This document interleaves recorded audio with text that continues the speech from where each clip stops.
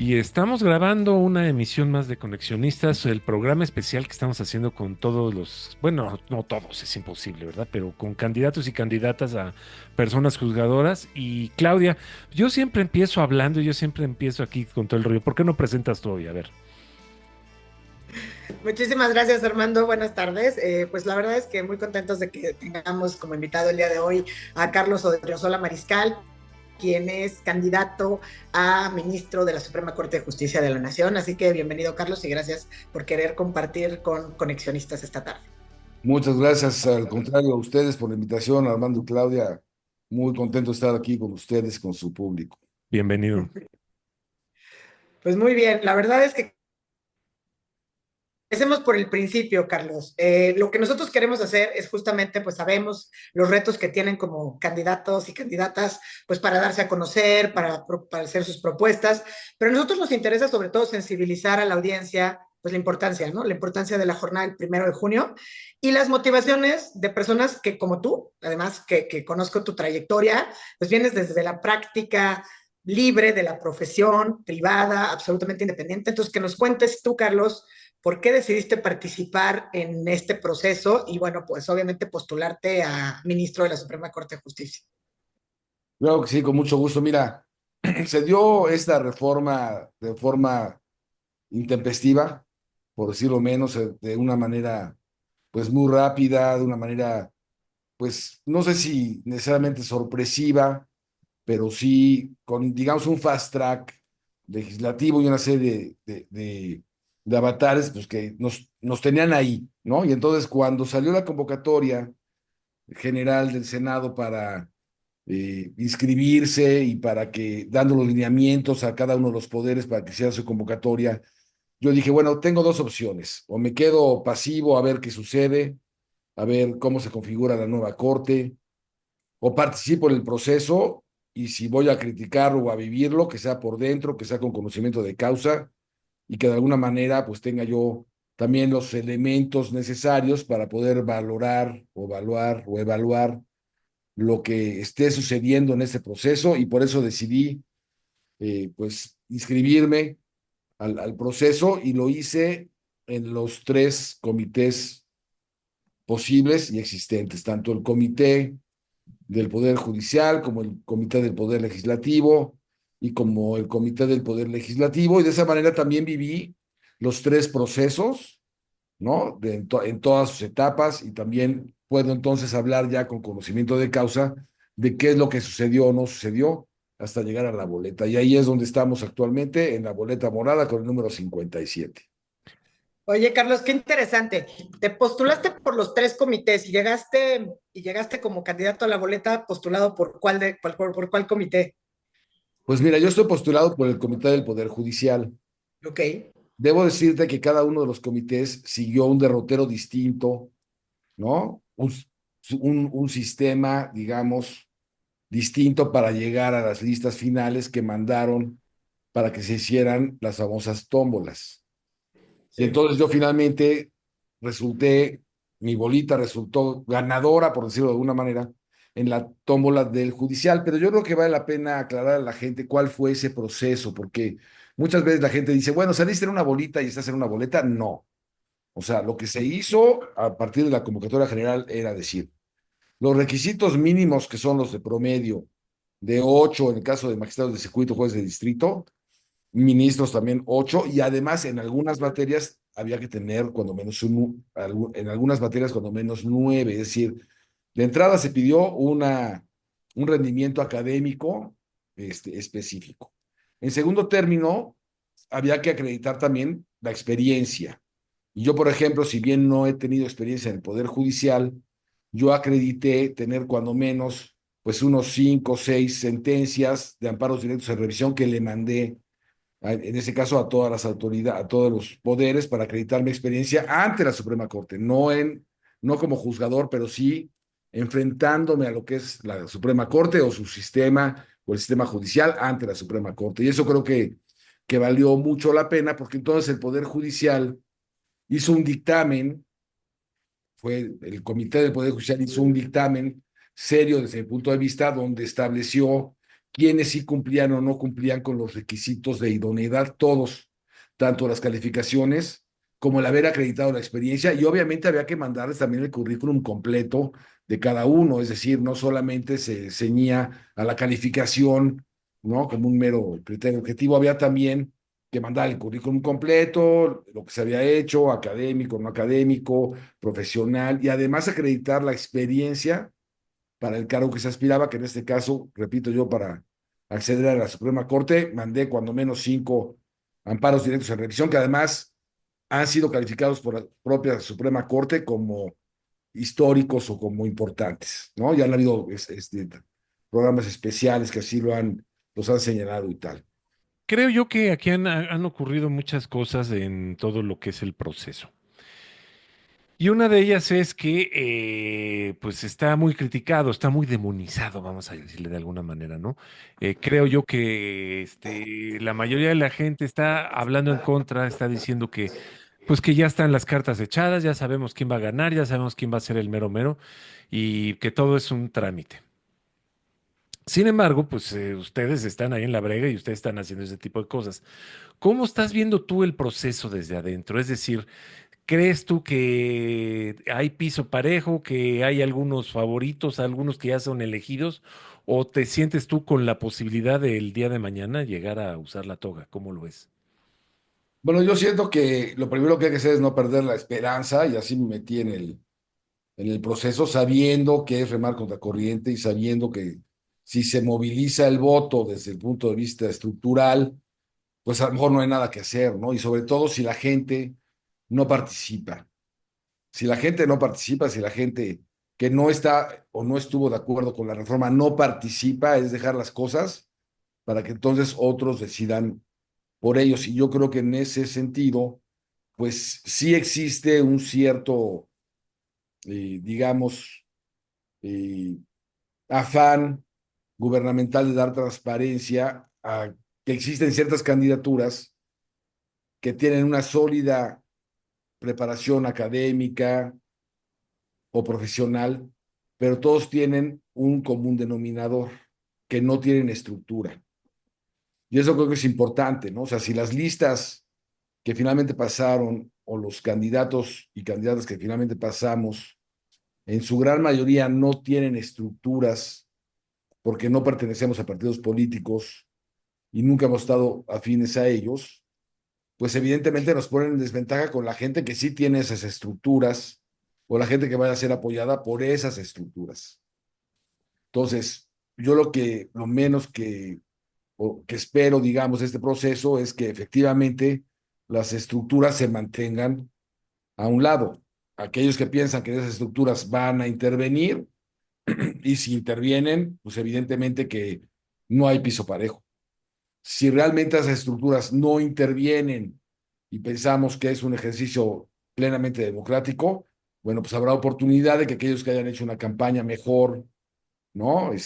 Hayan sabido comunicar sus proyectos y la gente evaluando sus capacidades, sus antecedentes, pues puedan realmente decidir, bueno, pues ahí estará el resultado. Eso lo veremos el 1 de junio. Ahora, no hay peor lucha que la que no se hace y repito, si yo ingresé o decidí participar en esos procesos fue justamente para poder ver todo el proceso completo y llegar hasta el final y entonces poder hacer una evaluación de decir si hubo un piso parejo, no hubo un piso parejo y qué sucedió. Yo soy el candidato que ya presenté un par de denuncias ante el INE por falta de piso parejo. Entonces presenté 2 denuncias, una primera contra un par de ministras y un candidato a ministro por haber hecho uso de recursos prohibidos por el INE, como son auditorios y una serie de apoyos que no podían hacerse, y otra queja que presenté contra algunos candidatos y candidatas por que se han detectado pautas publicitarias en algunas páginas de internet, que si bien es cierto no son propiamente las de ellos, pues aparentemente sí les benefician. Y bueno, lo que hay que hacer dentro de esos procesos democráticos es justamente pues también hacer uso de todas las herramientas que nos permite el sistema también para, en su caso, denunciar, reclamar, quejarse y en su caso, pues analizar cuáles son las condiciones que están prevaleciendo en todo este proceso de selección. Hoy, por ejemplo, y ayer y hoy principalmente han estado saliendo algunas columnas en los diarios donde ya se habla de acordeones oficiales o de algunas listas oficiales, y bueno, pues también tendremos que ver si esas predicciones se hacen realidad. ¿Qué tal si efectivamente estas predicciones de las cortes supuestamente ya palomeadas, pues resultan ser las ganadoras el 1 de junio? Pues sería un balde de agua fría para la ciudadanía, ¿no? Y pensar entonces que sí hubo una simulación. Eso es lo que habrá que estar bien pendientes. Y sobre todo para este proceso de decir, para la supuesta legitimidad democrática que se pretende que tengan, ¿no? Las personas juzgadoras. Quiero destacar dos cosas de lo que dijiste, Carlos, ¿no? Hablas de, evidentemente, el llamado a participar, ¿no? Porque efectivamente esto no está resuelto y hasta el 1 de junio y con los días posteriores en que se dé el conteo tendremos el resultado oficial. Y me gustaría que con esta experiencia y todo nos destaques, pues, cuáles son tus propuestas, ¿no? Eres un hombre muy preparado, muy capaz, muy congruente, con 30 años de experiencia, que sabes lo que puedes prometerle al electorado y lo que no. Pero bueno, al final del día también, si llegas o te estás candidateando al máximo cargo al que puedes estar y dentro de tus atribuciones, sí puedes ofrecer una transformación importante, ¿no? O sea, esas propuestas dentro del propio Poder Judicial tienen un potencial muy amplio, ¿no? Tú como usuario del sistema estuviste años tratando, impulsando que esos cambios se dieran. Háblanos de, pues no sé, 3 o 4 de tus propuestas. Pues mira, una primera propuesta de fondo es, desde luego, que los votantes analicen cuál es el perfil personal y profesional de los candidatos, lo cual les va a dar una idea en base a analizar lo que han hecho o no han hecho en su vida profesional, pues cuál va a ser más o menos el perfil de candidato, si va a ser un candidato progresista, si va a ser un candidato conservador. Yo creo que la siguiente corte va a ser progresista sí o sí. Me parece que así va a ser. En materia de derechos humanos, pues yo llevo 20 años que fundé el Centro contra la Discriminación, en el cual he luchado por el respeto a los derechos humanos de las personas de grupos vulnerables. Y entonces, pues como un convencido de que así debe ser, pues principalmente, digamos que las resoluciones que yo estaría proponiendo, en su caso desde el Pleno, pues serán de un corte progresista, que ha sido básicamente de pleno respeto a los derechos humanos y su progresividad sobre todo, ¿no? Realmente que llevemos, y sobre todo, por ejemplo, el acceso a la justicia de la gente, porque en México pues, son usualmente procedimientos muy tardados y necesitamos todo esto simplificarlo. Pero yo creo que la base de mis propuestas, porque pues, hay algunos candidatos, candidatas que proponen llevar justicia a la gente, pero no dicen cómo. Yo te voy a decir cómo lo voy a hacer yo. Los ministros y ministras de la Corte actualmente tienen equipos de trabajo que se llaman ponencias, que están integrados por 70 personas, 69, 70 personas. La ponencia del ministro de Osola va a ser una ponencia que va a estar integrada al 100% mediante convocatoria pública y concurso público. Y eso le va a dar mucha transparencia, evidentemente con un proceso completamente transparente, abierto y público. Va a estar integrado con equidad de género, mitad mujeres, mitad hombres. Y además vamos a hacer un microcosmos de la sociedad. En esa ponencia va a haber gente con discapacidad, gente joven, gente adultos mayores, va a haber algunos activistas que vean por cuestiones penales, por ejemplo, de justamente de encarcelamientos injustos que llevan mucho tiempo ya en prisión, de personas desaparecidas. Evidentemente hay algún experto también o alguna experta también en cuestiones de crimen organizado. Es decir, vamos a tener un microcosmos de lo que puede ser la sociedad mexicana. Vamos a tener un equipo de 70 personas que son hoy, muy robusto cuantitativamente, gente muy preparada que de preferencia van a tener no solamente los conocimientos de derecho, sino además incluso de algunas ciencias sociales afines, al margen de que podamos o no utilizar a otros expertos.